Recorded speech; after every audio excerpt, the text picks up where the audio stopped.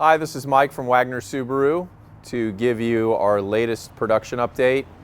So it's April and we're basically 2 years out from the lockdowns and the pandemic. But as you may have noticed, we're still having trouble getting cars. So I wanted to give you a quick overview on why that's still happening and what we think is going to happen next and when. So I would assume everyone is familiar with the chip shortage. That's still a problem. A lot of those chips, if not most all of them, are made overseas. So there are some of our suppliers that do business in Asia that are still undergoing COVID outbreaks and having lockdowns, and when they go into lockdown, they actually stop production. So that is still an ongoing issue. We anticipate that to be an ongoing issue for probably the remainder of this year and into next year, though we do think and are hopeful that that's getting better. That said, we can't control that. The next piece of that is some of the suppliers that are located in that same geography or geographies build other parts for us, wiring harnesses and parts and accessories. They are also experiencing lockdowns that happen at the same time. So we're seeing that supply shrink as well.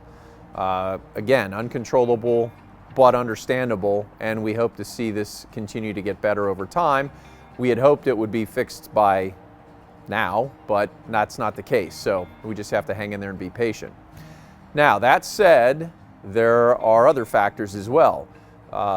Most significantly here in the US, we have a shortage of rail cars and a shortage of truck drivers. So even though vehicles, in some cases Subaru models are built in the US, so that would be the Outback, the Legacy, the Ascent, and the Impreza. So we are able to produce those vehicles at a little better pace than the vehicles that are coming out of Japan. But again, once those vehicles are produced, we have to get them from the factory out to the retail stores. So currently, with a shortage of truck drivers and rail cars, that becomes difficult to do. And again, unfortunately, outside of our control.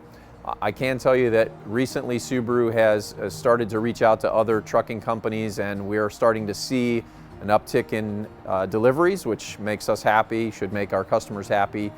So that's good news, and that should continue to get better as we get more folks back to work and more trucks on the road.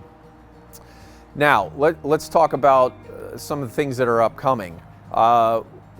We're getting most of the sold orders that we placed delivered. That's starting to happen. We're going to go into some model year changeovers coming up. That always slows production down a little bit.